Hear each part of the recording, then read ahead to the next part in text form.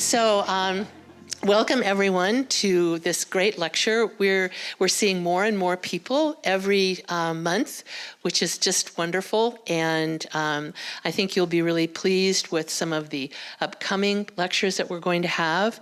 And I want to just give a little plug. I'm Pam Saltenberger. I'm the president of the Kingsley Art Club. But in April, we're going to have someone incredibly special. His name is Phil Tonari, and he is an international curator. He's coming from China to speak to us. I think he flies in the morning of the lecture, and anyway, he's wonderful. He's also done the Biennale in the Middle East, in Saudi Arabia, and he's got extensive experience. So this will be a wonderful first for us to have someone of such international recognition here.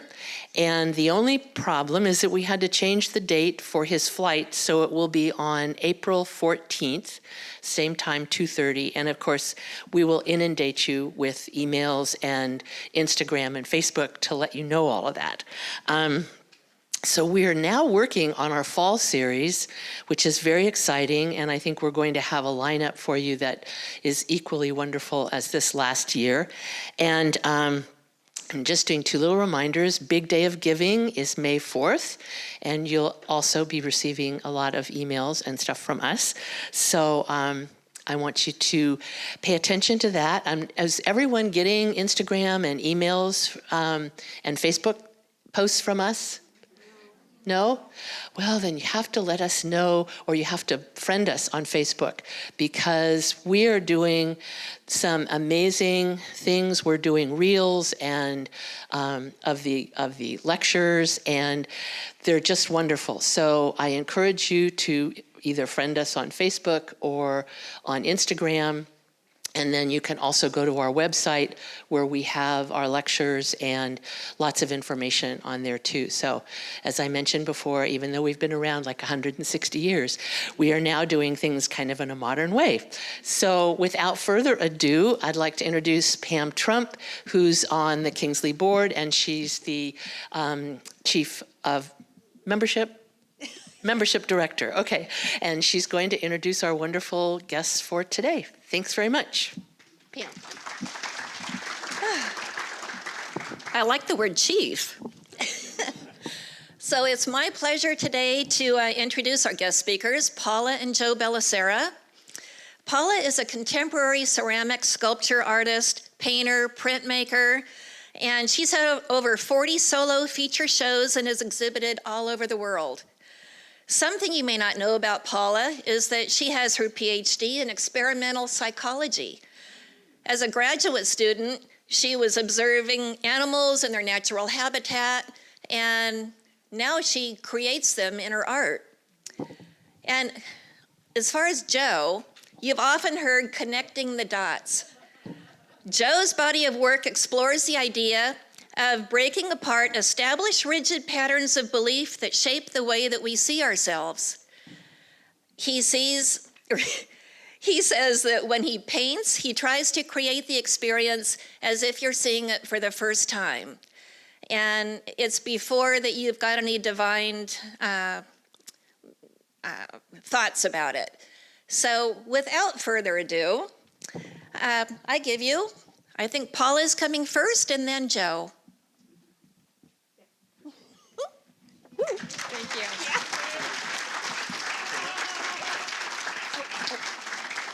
Just so you know, I'm going to come next. He's second, okay? Thank you so much for coming today. We're so honored to be selected and invited by the Kingsley Art Club for this lecture. It's a real honor, and thank you for coming to visit with us today. Pam gave you a little preview of our interesting lives, and what I'm going to do is I'm going to explore my art journey and give you a little bit of information about how Joe and I got together, and then there'll be room for questions after Joe's presentation. when I go to an artist talk, I wonder what they're going to talk about.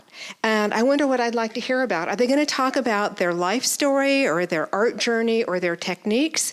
And I'm interested in all of those. So I'm going to give you a little bit of information about each one of those today.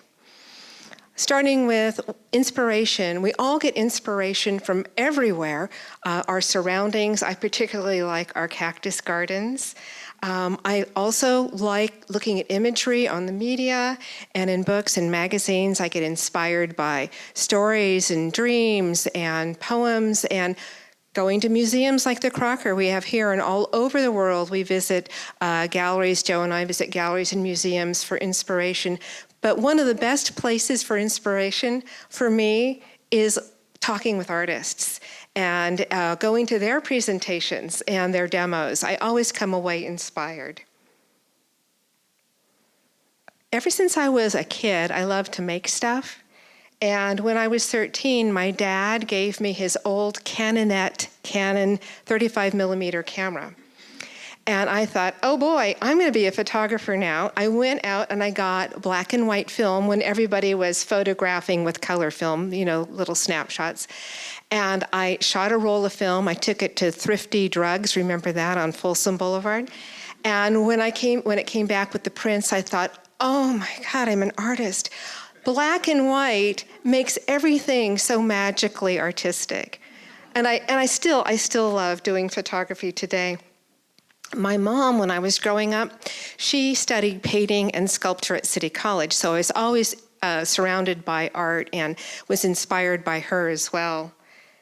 I've experimented with a lot of different media, as you see on the list, and I'm going to talk about a few of them today.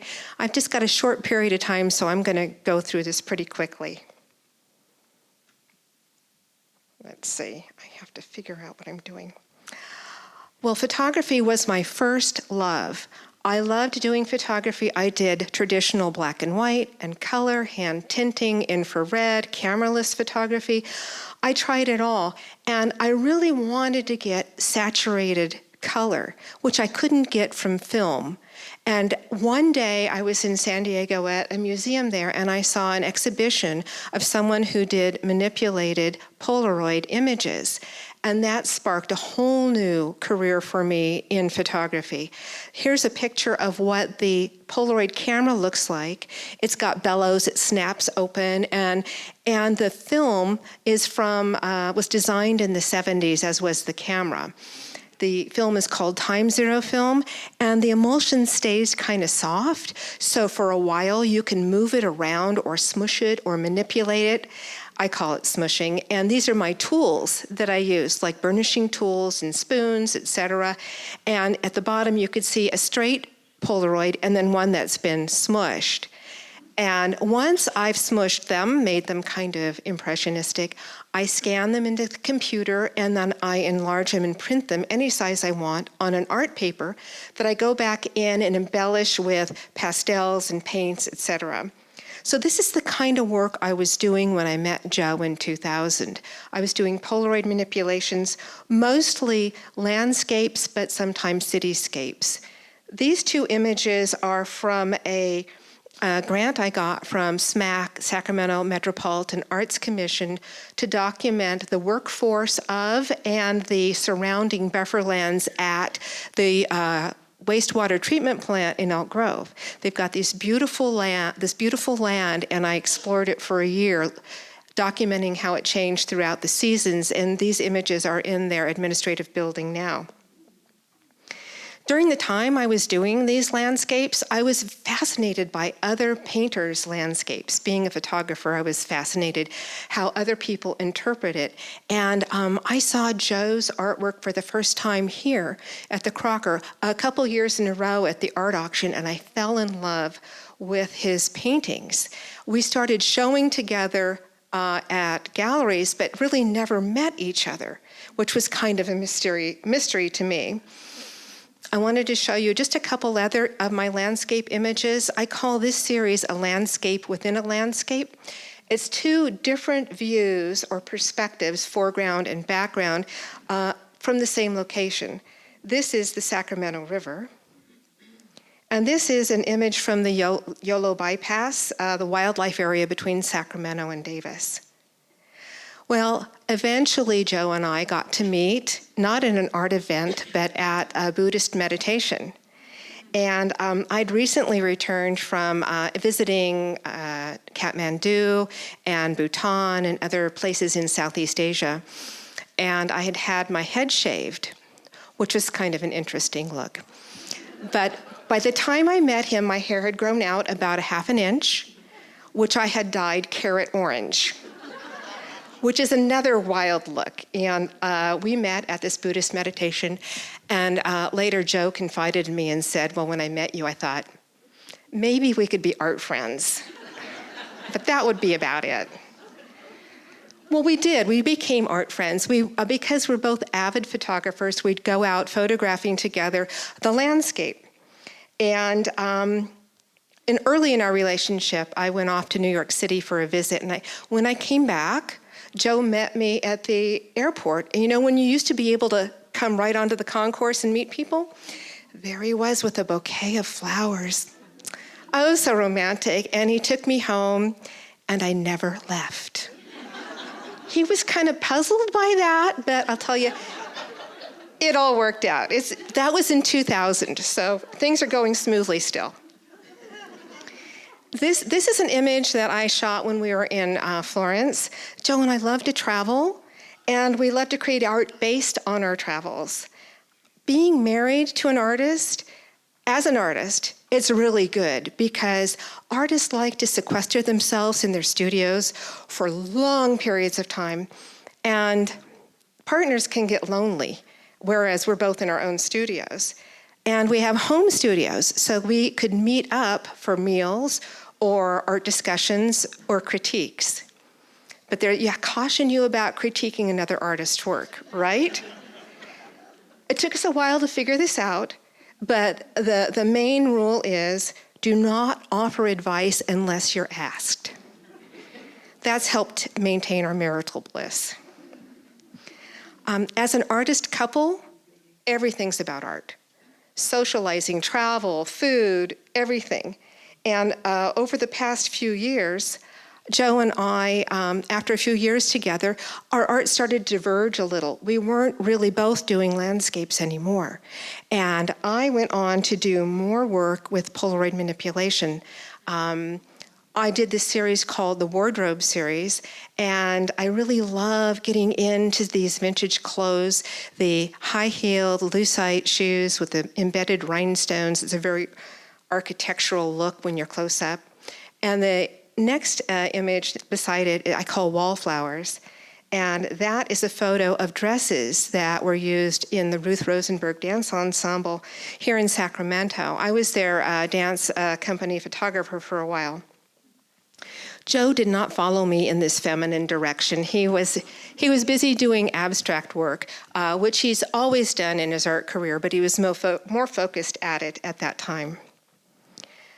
Part of my art journey has been public art grants and being commissioned to do work for corporate collections. I was commissioned by SMAC, Sacramento Metropolitan Arts Commission. I got a small grant to document Sacramento icons for the 150th birthday of Sacramento. So using the Polaroid manipulations, I got these really beautiful, dreamy images of the local icons. And looking at this for this slideshow, I was thinking, darn, I should resurrect some of these and do a retrospective. So I'm going to be looking for a venue to bring out all these older images of Sacramento. Well, you probably all know Polaroid died in about 2005, as did my beloved Time Zero film and ability to do Polaroid manipulation. So I had to find something else to do. And so I was taking classes in a variety of media. I explored 2D art. And Joe always said, you know, Paula, you need to learn how to draw. And I went, no, I don't. I'm a photographer. I don't need to learn to draw. He was right. I needed to learn to draw. So there was this show at the Contemporary on Del Paso called Breaking Out. And it was a challenge to a few local artists to create a body of work in a medium that they don't normally work in. And so I took the challenge to learn to draw, and I spent months taking classes in drawing, and I fell in love with charcoal. I fell in love with charcoal drawing, and these are images from that show, and I continue to this day to do charcoal drawings. But remember when I was doing photography, I wanted more color? Well, after doing charcoal drawings, I thought, this is great, but I need more color. So I decided to do paintings. And what better subject matter returning back to the cactus garden. So I was part of a show at Solomon Dubnik, Joe's going to talk about this too, I think, where I did these paintings of cactus. And the thing about cactus, people don't spend that much time looking at them, but they're so sensuous. And they're very alluring. The texture is really beautiful, but at the same time, the needles are very repulsive. So it's really this kind of approach avoidance thing with the cactus. Looking at these paintings, I got a lot of feedback from people saying, well, you should be doing more painting. And this year I decided I should be doing more painting. Joe and I recently moved into a new house with bigger studios. And once I get settled, I think I'm going to start doing some painting and hopefully have some paintings to show. We're participating in open studios this September, so maybe I'll have something to shoot for with that. Here's another piece from that series. This is a 2 by 3 foot painting of cactus, and you could see how I enjoyed that sensual, three-dimensional sculptural feel, getting in there and really looking closely at the cactus, which of course led to me wanting to make things in 3D. And my current focus is sculpture of animals, as Pam introduced. I create sculptures of animals that are a little bit whimsical. But before I show those to you, I want to tell you a little bit more about my story of my non-art background. As in the introduction, you learned that I've studied biology and animal behavior and psychology here at Sac State, and then I went on to Tulane University in New Orleans to study animal behavior. I got my master's and PhD in experimental psychology, and I spent hours and hours studying animals in their natural environment. And I think this is what has inspired me to do more animals in sculpture and really look at their personalities and create those sculptures in a whimsical way with kind of a caricature look. So here I am. I was about 21 years old in the swamps in Louisiana. I was out there every day, except in the winter, only once a week. And I had to wear mosquito netting and latex gloves because the mosquitoes were terrible. And we couldn't use insect repellent because we couldn't affect the environment in which we were studying the animals. But being out there so much, I got to see the cycles of the plants and the animals, and almost every day I discovered something new. And these are some of the company I ran across in the swamps. Every day it was fun to encounter these animals and see how they lived their lives. I have lots of stories about encountering not only these animals, but the human animals in the swamps and the poachers as well. But I started incorporating the animals into some of my sculptures. These are small little whimsical caricatures, studies of these, some of my friends, my old friends from the swamps. But you may wonder, if I studied a particular animal out there, and I did. And this is the home of that animal. So that's kind of prepared you for seeing the animal itself. The Latin name is Nephala clavipes, and yes, they're that big, and they even get bigger in Central America, so big that they catch birds in their webs. I know. Okay, so enough about my history with animals. I want to tell you a little bit more about sculpting. When I moved from 2D to 3D, My mom's sculptures were influential. She did ceramic sculptures of animals and people. And also what influenced me was a community clay night here in Sacramento, organized by Gary Dinnan, a local ceramic artist. And that moved me directly into ceramics. I've also studied and done bronze and glass, but I don't have enough time to go into that today. But I want to talk to you a little bit about the steps of creating a piece. So as I indicated, I look for images, I look for poses. If I have a particular animal in mind, I do some sketches so I'm more familiar with the anatomy. I really like looking for particular aspects of an animal that are really a big characteristic of that animal. For example, the big ears on rabbits. I pull and stretch the clay to create really enormous and sensuous ears because I feel like that's their superpower. When they're out there in the field, they need to hear what's going on around them. They need to be able to sense when they're in danger. Whereas with owls, they are like human characters. They have the front-facing eyes and the big beak nose, and they have these weird feather headdresses that look like some strange wigs that they're wearing. So I emphasize that with the owls. And so I'm going to show you a little bit about how I go about making these sculptures. I do a technique called slab rolling. So I create these big pieces of clay, putting it through a slab roller, and then I make cylinders. And then I cut and tuck and paddle the cylinders into body shapes. I work on several pieces at a time because clay, you have to let dry as you build up because clay it's very wet and it'll slump over, and it's an engineering feat to create tall pieces.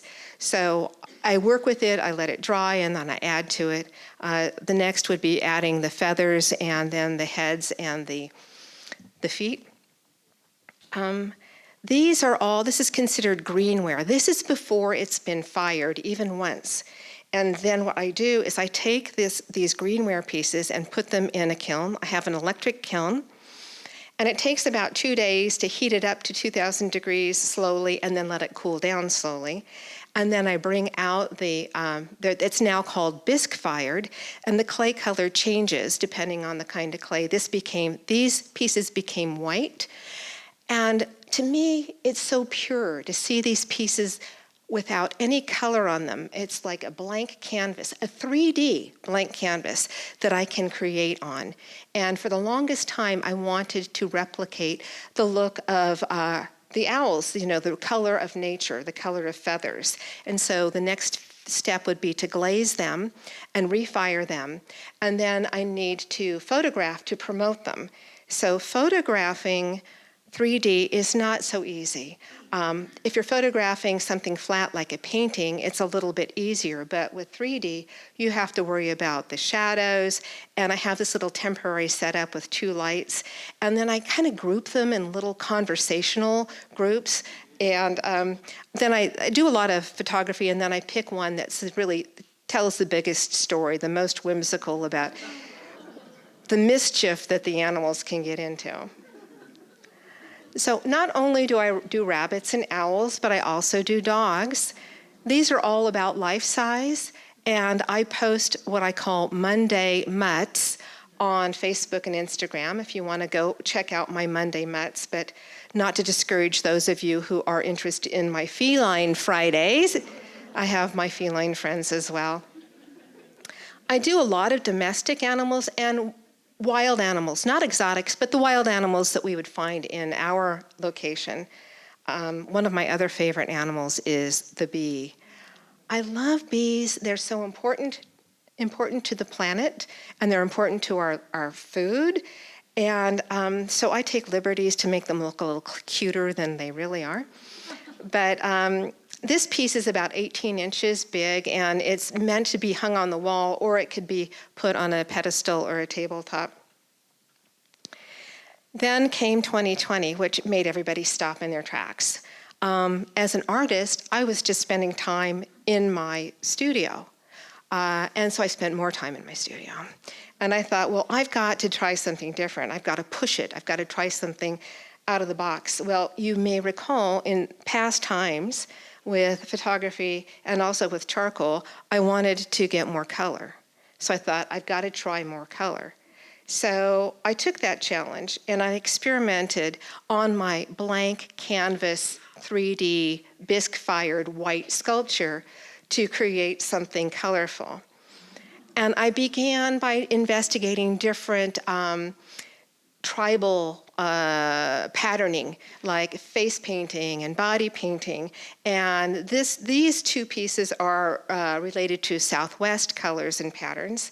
These two pieces are very different. The one on the left is African-inspired, and the one on the right is Japanese-inspired. You might recognize some reference to Japanese textiles and kabuki theater with the face. Here's a group of some of the pieces that came out that first year. Very colorful, but then we had the fires. And the smoke creeped into my studio, and I had to retreat to the dining room table. And I had to get small. I had to start doing really smaller pieces, which was fun because I could take more time decorating them with a lot of details. And I want to tell you that chameleons are great inspiration for color. Then in 2022, I had a show at the art house, and I wanted to do something different again. Very different this time. This time I made rock corinnes. I think that's how you say it. Stacked rocks, and I made the rocks. And it was such a relief not to try to figure out their expression and their posture. It was like I made all these rocks. And then they all had holes in them, and I had to figure out how to stack them. It was like my studio was this entire huge puzzle where I had all these rods, and I was stacking rocks to try to figure out what went with what. And the base on this is wood. So in this show, I also demonstrated some other kinds of techniques that I'm trying out now. I call this quilted patchwork, where I create all these smaller pieces of clay by rolling texture on them, and then I have all these pieces like a puzzle. And on an armature form, I then put them together to form different animals. I've done a few horses, and I'm going to continue with horses. I think it's very effective. And this piece is about 20 inches tall. So that was kind of a quick tour of my life as an artist. To summarize, I have this quote that I explore currently, right now. I'm exploring animal and human connections through my art. Just as friends have their own distinctive traits, each of my animals has personality and expresses a unique character.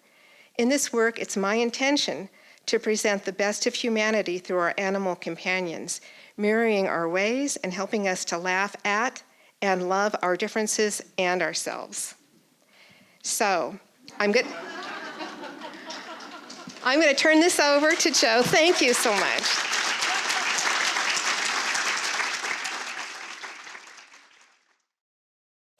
Hello, everyone.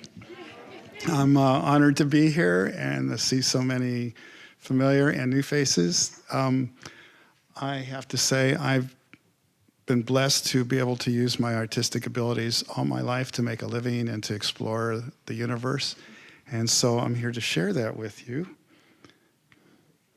And I just to introduce who I am and what I'm about, I kind of have these simple quotes that kind of say it in the most simplest way.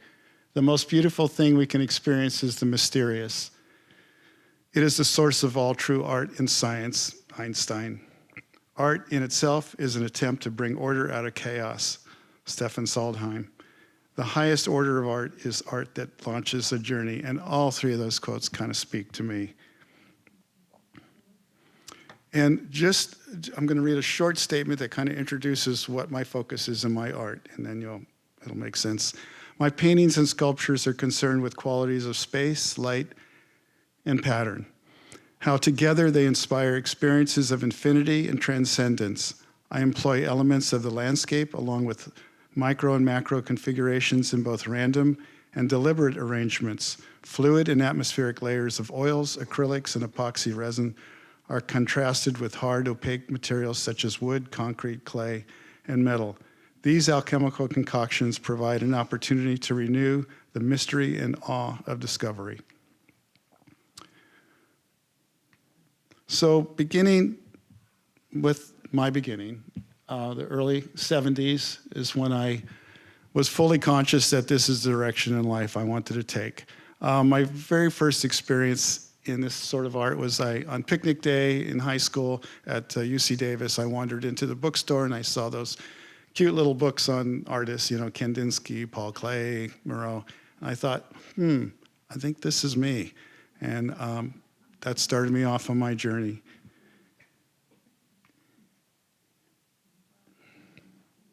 And so around this time, in the 70s, the Vietnam War was happening, and I was going to be drafted, and I really wanted to go to art school in San Francisco, like the Art Institute or California College of Arts and Crafts, but I didn't have that kind of money. And I thought, well, I don't want to fight in a war either, but I'm going to take my chances in the Air Force. And to my surprise, I became a graphic artist in the Air Force. And at that same time, I was able to go to school, Massachusetts College of Art, a great institution in Boston, and develop my skills. But when I got out of school, I didn't have any way to make a living. So I started painting landscapes. And these are some samples of my early landscapes. Another experience I had is I wandered into the museum in Boston and I saw Turner for the first time. And you can see the effects of Turner on my work. And I'd never seen such incredible play of light in a painting before. And as Paula said, we like to travel. These are Italian landscapes inspired by our travels. This is local.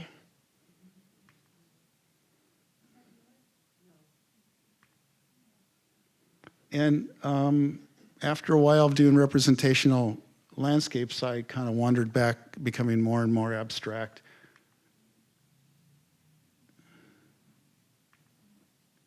Still with the feel of a landscape. And then a little beyond. These seemingly very atmospheric pieces were actually colors that I saw over and over again in Pompeii. Pompeii had been a dream of mine to explore, and the frescoes all had these colors repeatedly, and they were so imprinted on me I had to make color field paintings from that experience. And I went to a number of places such as Istanbul, Palermo in Sicily, and Venice, where I saw a lot of Byzantine work. And I thought, they had it all wrong. In school, they taught us that decorative art, repetitive stuff, was kind of second to fine art. And I realized after seeing these older cultures, the work of how differently they were wired. And I just thought, this is amazing stuff. And so that also had a profound influence on my work. Not only that, but then everything around me. And I find incredible inspiration everywhere. Of course, the clouds, the Fibonacci sequence in the sunflower, arrows in the roadway, the waterfall textures, the ancient marble flooring, glass blocks in the London street, peacock feathers, old walls. But below here, these are pictures of spider webs. And I guess Paula and I have a connection with spiders here because I would spray water on the spider webs and then photograph them close up, and I'd see these wondrous effects of spectrum colors on the webs. And as you'll see, that really inspired a lot of my future work. Ink stains. You could find amazing critters in ink stains. We grow a lot of cactus and succulents, and that's what becomes of a leaf of an aloe. Horsetail. A lot of people think my work is often influenced by the cosmos, which it is, but really a lot of it stems from close-up views, again, of these water droplets on spider webs. And I also have a lot of background in printmaking. I don't know if you remember the very first paint program on the computer was Mac Paint. And there's me. I set up a camera and videoed my friends and myself endlessly making these crazy pictures. Monotype printing, where you paint on a plate and then put a damp piece of rag paper over the plate and transfer the image in an etching press. And camera-less processes. These are lacquer dyes on acetate. A really large segment of my work has been aerial views of agricultural patterns. Back in 2008, Paula and I had a show at Solomon Dubnik, as she mentioned, and that was the first time I showed off these pictures. And I have to say, I have these friends, Bruce and Marie West, who took me up in the plane all the time, and I got wondrous pictures of our region and fascinating pictures of the landscape from below. These are samples from that show. And the marvelous quilt-like patterns that pervade our area. I think, I've traveled into airports all over the world, and we have one of the best, amazing landscapes when you fly into the Sacramento airport. And individual fields, depending on the season, can make up the most miraculous scene for a color field painting. And here's a composite of Yolo County and the amazing quilt-like patterns throughout the county. These circular patterns are what they call pivot agriculture, and where the watering is done from the center. And I use this, as you'll see in later slides, as the basis for a lot of my public art. Sculpture has also been very important for my work. The upper left piece in the upper left is a model for a sculpture I was yet to do. And then the one upper middle spheres, I made a lot of spheres with architectural hydrocal, which is a very strong plaster embedded with fiberglass.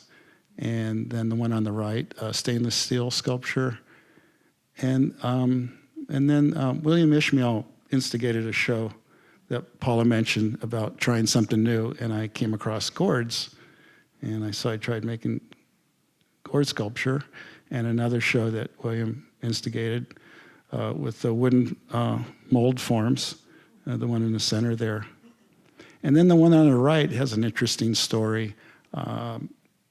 I saw this seed package in the store, and I thought it had a picture of a painted head of a snake on these gourds. And I thought, oh, that's cool. I think I'll try growing them. And I grew the plant, and it got two measly little gourds, and I threw it away outside of my studio. And the next year, this huge canopy vine of gourds came about, and I stopped everything in my life, and I decided to make sculptures out of these fabulous snake gourds. This is another piece I call 9 Thought Containers from the show with the wooden forms. And there's me with one of my sculptures. I call it Another World. So this brings me to what I've been doing mostly for years now. Ever since that show in 2008, when the recession hit, I had a great, successful show in April at Solomon Dubnik. By August, sales were done, And fortunately, I took a workshop in public art, and I thought, with my background in graphic design and sign making, I thought, I can do this stuff. And so I started competing for public art projects. And this is one of my very first pieces. It's called Catch a Book, and it's out in front of the West Sacramento Library. And the book covers are all reference to rice field patterns in the causeway and around West Sacramento.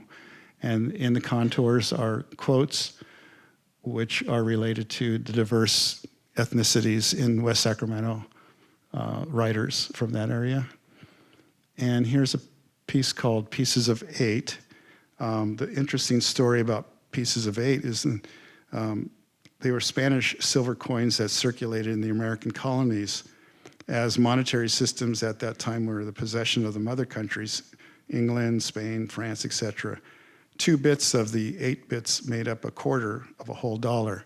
So that was the story behind that. And that's in front of Chase Bank in Woodland.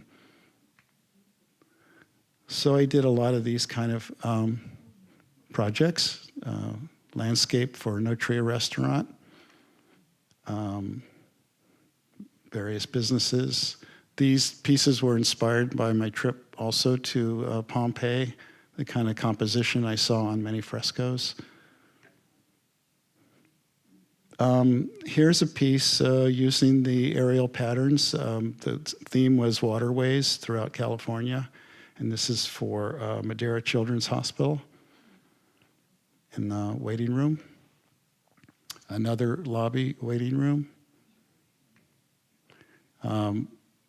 All these patterns were regional, so I would seek out the patterns only, significant to that particular region.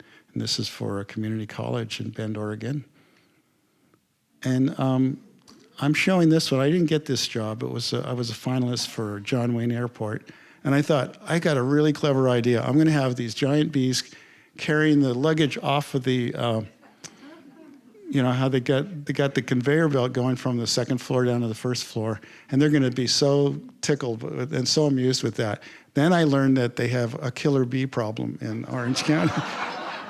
And so that didn't really work. This was another one I didn't get. This was for Love Field Airport and Southwest Airlines, and it was the history of flight. Well, something I learned kind of the hard way is I took them literally. When they have a call for art, and by the way, you get these, there's what they call RFQs, requests for qualifications. They want to know that they want to see evidence of your past work. They want to see that you can handle the budget, and they want to kind of be assured that they know what they're getting. And they they usually have themes. And so they said, the history of flight. And I thought, well, I love that idea. And but the person who got this job actually did a whole wall of poppies, red poppies. So I realized that just do what you damn wanted. Well, do. Again, another example, Lodi Memorial Hospital. Regional patterns again. This one has a story too. This was, I installed this in 2021. I had done a rather abstract proposal, again, of aerial patterns of the region. And the art committee said, great, do it, go. And then they showed the pictures to the staff at the hospital. And I didn't realize that Wyoming State Hospital was actually a mental care facility. And they said, these sharp angles and circles inside of circles are going to trigger our patients. And I don't think we can handle that. So I said, well, how about, regional subject matter? And I actually met that bison on the upper right. He charged at me a number of times, but fortunately I had an electric fence between us. So, and this is my latest project. I installed this last year. This was a project for called the Poetry of Geology. It consisted of 2 6.5-foot high by 36-foot wide wall reliefs, all geological subject matter, iconic landmarks, White Sands, New Mexico, Carlsbad Caverns, minerals, strata, aquifers, so forth. And this is at New Mexico Tech in Socorro. Now, here's another view. These are translucent panels where the light can come from behind because the whole lobby is an atrium and the ceiling is a skylight, so it allows the light to penetrate through the plexi. Here's the other wall. Again, subject matter such as the Rio Grande running through the middle of New Mexico and lava and cartography. And here you kind of get an overview of the lobby.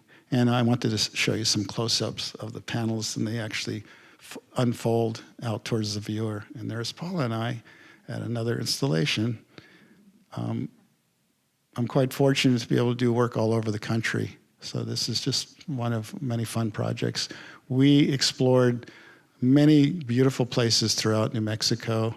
The Bisty Badlands, which is otherworldly, and Shiprock, and all these amazing places. So it's a kind of fun aspect to art. Another important subject to me was an exhibit at Morris Graves Museum, where when I was introduced, we talked about disconnecting the dots. And here's some of the work in the exhibit. The whole idea was we use dots as building blocks, points of light, arrangements of stars, bits of information that can be constructed into representations, reference points of focused attention. And we kind of get stuck in these constructs. And my whole idea was, what if you disconnected those constructs and reformulate them into new arrangements? So that was the theme of the show. And here's some close-ups. And as you can see, some of them were pretty intricate. Another theme in that show was my visual poem series, where I put together seemingly diverse subject matter, much like a poet puts together words and phrases that don't normally go together, and create elicit new senses of emotions and thoughts. Here's some close-ups of that work. And these are very rich in depth. There's many layers. Some of them are like an inch deep with translucent, transparent layers. Another a couple examples, and for some reason, these were inspired by driving at night from Oregon from one of my projects in a construction zone. And you know those barrels that have those luminous stripes? And I was so tired I was seeing these things.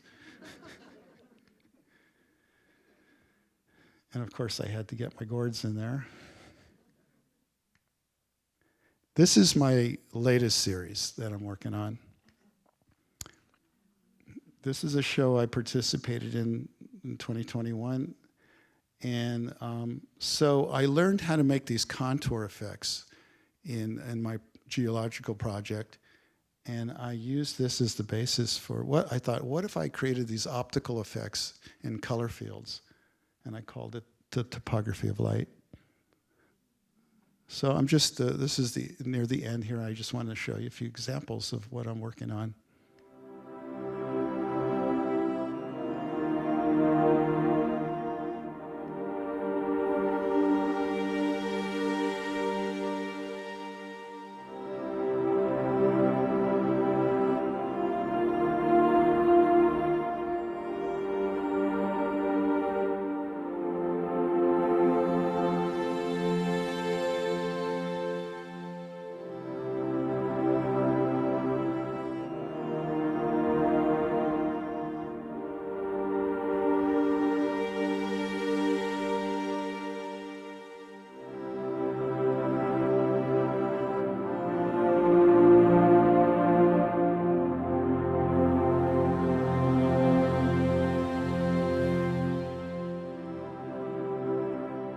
And I wanted to leave you with this thought.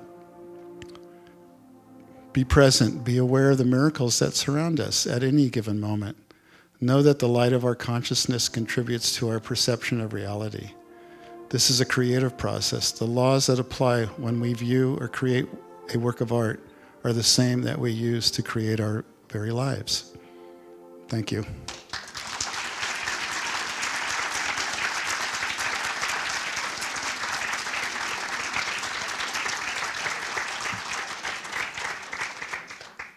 Come on out. Yeah. So we've got about 10 minutes for questions and answers. Scott has the microphone. So if you'd please, we're recording this, so when you ask your question, have the mic. Questions? Questions. There's a question. Joe, I got a question for you. How much time do you spend at the computer versus with a paintbrush in your hand? I'd say about half and half. Yeah. Oh, there you are over there.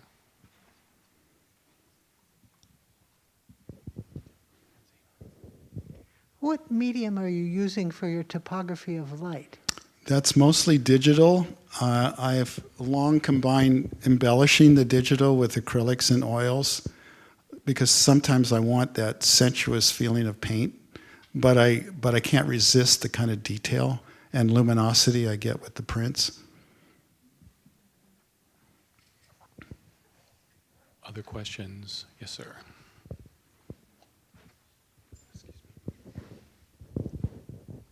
What what support do you use for the topography of light? What? I'm sorry? What material do you print? Oh, on plexi and on archival paper. I see. So you could shine light through it Through the back, yeah. to get the three-dimensional effect. Right. And how large are those pieces? Well, they come in 4x8 sheets, so that large. 4x8 Yeah. feet. Yes. Thank you. Thank you. I have a question for Paula. I'm in love with your expressions on your animals. So when you're working with the clay,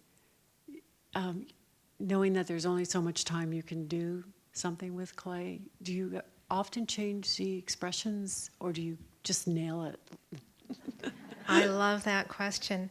One of the reasons I love clay as opposed to painting is that if I get the animal pretty much blocked in and I don't like it, I could chop its head off and like turn it and like make it go down or up. And it's kind of a collaboration with the clay. Sometimes the clay has its own idea, and something looks like a mistake, and I come back later and I go, oh my God, that's like the snarl of the lip or something. So it's not immediate. It's not like I know what I'm doing and there it is. It's an evolution. Other questions over here?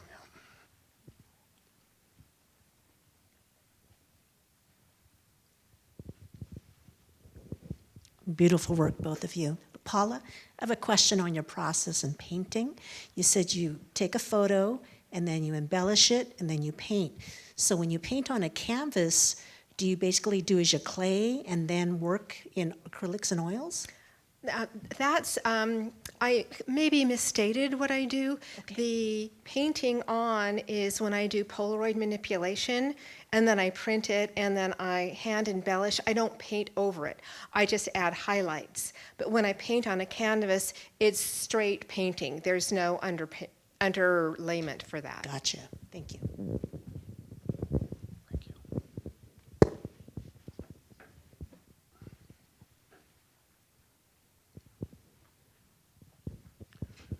Hi, Paula and Joe. And thanks for sharing all of this with us today. But I'm going to pry a little further. I have had the privilege of visiting both of your studios in your old house, and I'm curious about what a dream studio looks like when you abandon what were really pretty wonderful studios and make exactly what you want. So can you talk about that a little bit?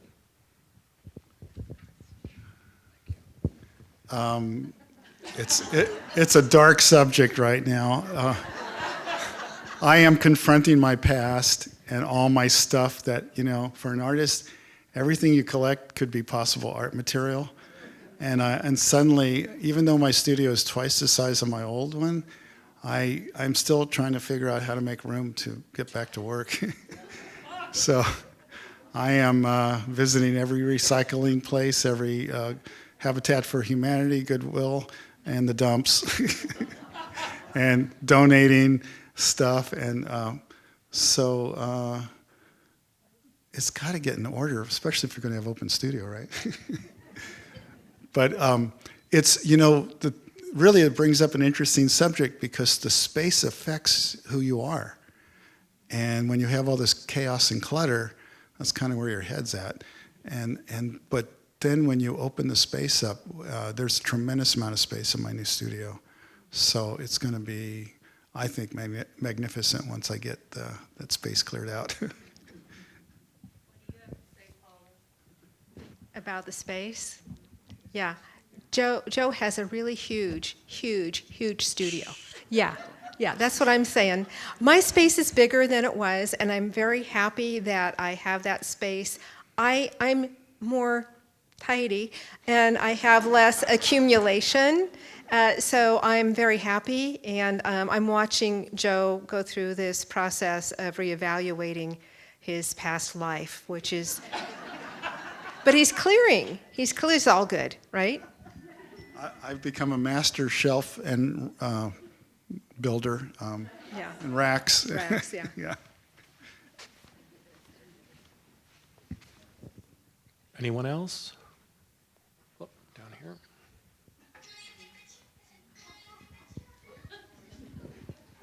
Excuse me. I was just curious, where would you recommend finding great spider webs? Because I like to photograph them also. Outside of my past studio. Oh, could you tell me where that is? If you just leave stuff alone long enough, they'll come, and they're amazing. They're very industrious, and it's really a good example of the miracles and the wonders all around us. I mean, there's these whole worlds going on under our nose that are amazing, and those spiders can feel. And everything going on, vibration in their web. It's like their web is part of their brain, and they can and I understand from reading that they can tell who was on their web even if it's not on there now. Interesting. But anyway, yeah, if you neglect a little corner, they'll be there. I could do that. Thank you. Oh, so there you are. Hi, loved hearing from you both. I always have trouble remembering where I left a recipe when I want to go back to it. And you both have collections of things that inspire you, and I wonder, do you have a method for finding them, or you just rely on your memory? Wow, I've been dealing with that lately. And I've discovered a technique, and it's really kind of it sounds mundane, but you can extrapolate that into cosmic proportions. So what you do is you go looking for that thing, and you get tired of looking for it because there's too much clutter. And so you change your direction and go do something else. But in the back of your mind, you're hoping that you're going to see that object you're looking for. And sure enough, it works. It may take 24 hours, but it happens. Or less.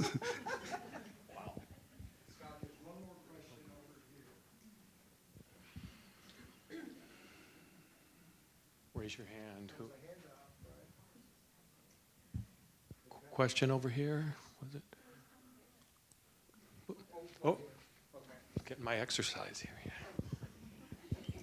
I was thinking about trying plexi. Where would you recommend I mean, do you put your work on the plexi yourself? No, I have it printed on there. Would you recommend a place around Although here? you can paint with transparent paints on clear plexi. I was thinking of photographs. Yeah. Okay. Alrighty. Thank you. Great. Thank you, Joe and Paula. Thank you all. Thank you so much.